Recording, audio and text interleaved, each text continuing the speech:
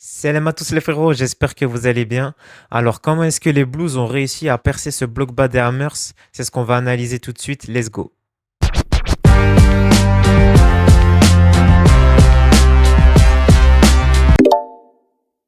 Alors, pas mal de changements dans la composition des Blues, à savoir Cucurella qui retourne dans le back 3. On le rappelle contre Crystal Palace, il était plus dans une position de milieu de terrain.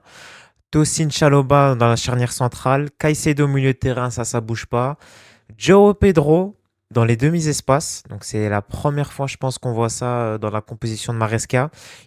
Comme l'avait très bien dit Maresca en conférence de presse à propos de Joao Pedro, où il pouvait jouer à plusieurs postes, à savoir attaquant, sur les côtés, au milieu de terrain. Et sur le devant de l'attaque, on retrouve Delap en pointe, Gittens qui laisse sa place à Estevao sur le côté droit, et Pedro Neto qui retrouve son poste de prédilection, à savoir côté gauche. Concernant la structure des Blues en phase défensive, c'est-à-dire en cas de relance, Chelsea était principalement en 3-1-2 avec Caicedo qui vient se positionner entre les lignes. Sanchez relançait principalement sur Cucurella qui venait coller la ligne côté gauche. Et ensuite, il combinait avec Enzo, Joao Pedro au milieu de terrain pour renverser le jeu côté droit et créer de l'espace face au bloc compact des Hammers. On peut clairement l'observer sur le système de passe ici, où les joueurs ayant touché le plus de balles sont les joueurs côté gauche, à savoir Cucurella, Enzo, Caicedo et la charnière centrale.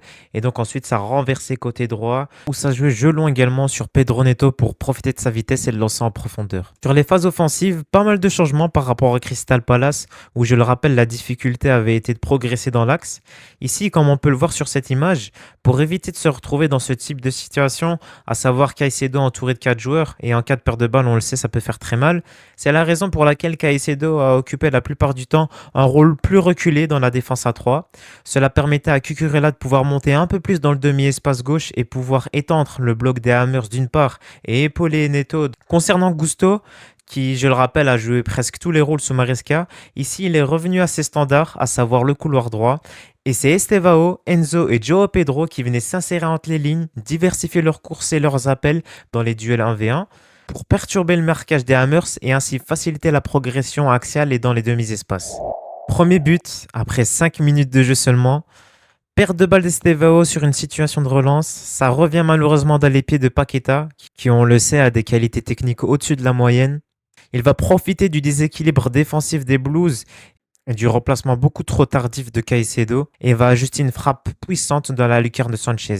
Ça fait 1-0 pour les Hammers.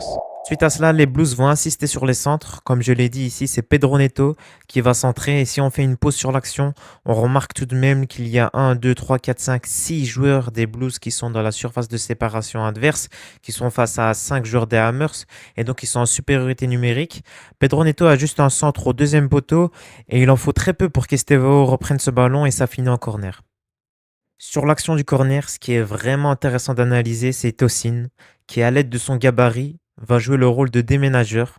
Il emporte 2 joueurs avec lui, à savoir Todibo et Soucek, ce qui laisse Cucurella tout seul avec Paqueta sur lui. Corner au premier poteau, Cucurella qui vient faire la déviation pour Joao Pedro au deuxième poteau, qui va reprendre ce ballon de la tête et marquer le but égalisateur. Son premier but en première ligue pour les Blues. Suite à cela, les Blues vont se montrer de plus en plus entreprenants, à l'image de Chaloba qui vient en pressing man-to-man en marquage sur Paqueta. Il récupère la balle, la donne à Joao Pedro qui, encore une fois, côté droit, va ajuster en centre deuxième poteau pour Pedro Neto qui vient la mettre au fond des filets.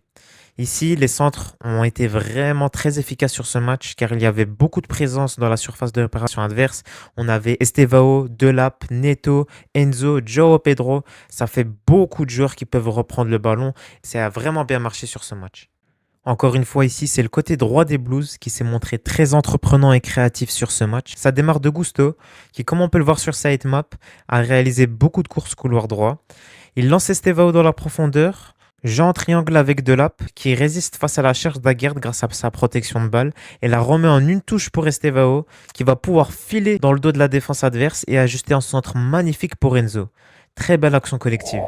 Concernant le jeu offensif des Hammers, qui a été assez pauvre en cette première mi-temps, avec un expected goals de 0,18, ils ont été principalement dangereux côté droit sur quelques actions, avec Paqueta à l'initiation, qui ici sur l'image, il vient mettre une passe dans le dos de Cucurella pour Todibo qui vient apporter le surnombre, et qui a ensuite ajusté un centre qui a fait but pour les Hammers, mais Todibo était hors jeu.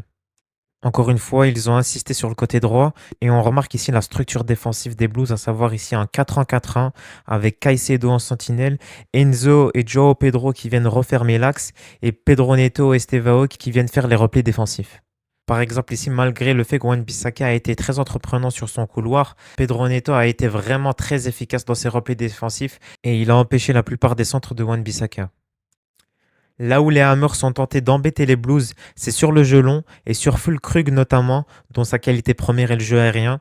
Ici sur ce match, c'est Tosin qui était en marquage sur lui et il s'est fait totalement oublier par Tosin qui gagne presque tous ses duels, ce qui explique pourquoi l'animation offensive des Hammers a été si pauvre. 5 duels sur 6 pour Chalobah et 5 duels sur 7 pour Tosin remportés. C'est tout simplement match patron pour la défense des Blues. Le joueur qui selon moi a été une vraie plus-value dans la construction du jeu des Blues, c'est João Pedro. Toujours bien positionné entre les lignes, dans ce rôle de box-to-box, bonne protection de balle et habile balle au pied dans les petits espaces, il a été le lien entre la défense et l'attaque et à de nombreuses reprises, il a réussi à combiner dans l'axe et créer des espaces pour ses coéquipiers. J'ai sélectionné ici une séquence parmi tant d'autres, donc Tosin, qui fait une passe entre les lignes pour João Pedro, qui contrôle magnifiquement, il se retourne et la met en un temps pour Delap. Delap ensuite qui voit Estevao profiter de l'espace dans le dos des Hammers et lui envoie une passe millimétrée. Estevao se retrouve tout seul dans la surface et il lui en faut de peu pour ajuster le tir. Beaucoup de séquences comme celle-ci ont permis à l'aide de João Pedro de réaliser des progressions axiales qui, rappelons-le, est l'auteur d'un but et d'une passe décisive, un match XXL de sa part et ça ne sera pas étonnant si on le voit de plus en plus dans ce rôle en soutien de l'attaquant. Sur les phases arrêtées, Chelsea a été très efficace avec toujours la même stratégie, à savoir bousculer la défense des Hammers au premier poteau, Delap qui gêne la vue du gardien et Caicedo qui vient ajuster une frappe sous la barre au deuxième poteau. Après ces deux buts coup sur coup des Blues, à la 54e minute et à la 56e de Caicedo et Chalobah sur corner, les Hammers sont tentés de sauver leur honneur en étant un peu plus dangereux, à l'image de Paqueta, qui est venu ici combiner sur le côté droit des Blues avec Soucek et Jack Bowen, qui viennent apporter le surnombre sur le côté droit. Mais ça reste insuffisant pour pouvoir embêter la défense des Blues. Ici, toujours sur l'action, Paqueta essaye de s'asserrer entre les lignes pour ajuster une passe dans la profondeur pour Wilson, qui perd son duel face à la défense des Blues. Hormis le but concédé en tout début de rencontre, Chelsea a globalement bien géré son match et s'est procuré des occasions même avant la fin du match avec les nouveaux entrants.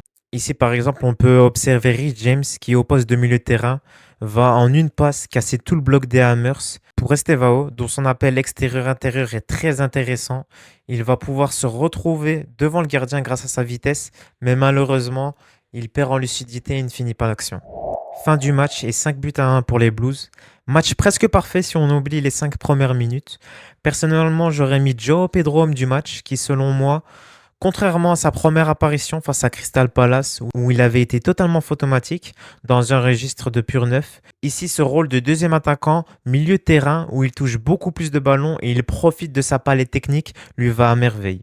Voilà les frérots, c'était la fin de cette vidéo. J'espère que ça vous a plu. N'hésitez pas à activer les notifications pour les prochaines vidéos. Likez et donnez vos avis en commentaire pour soutenir la chaîne. Et on se retrouve la semaine prochaine si Dieu le veut.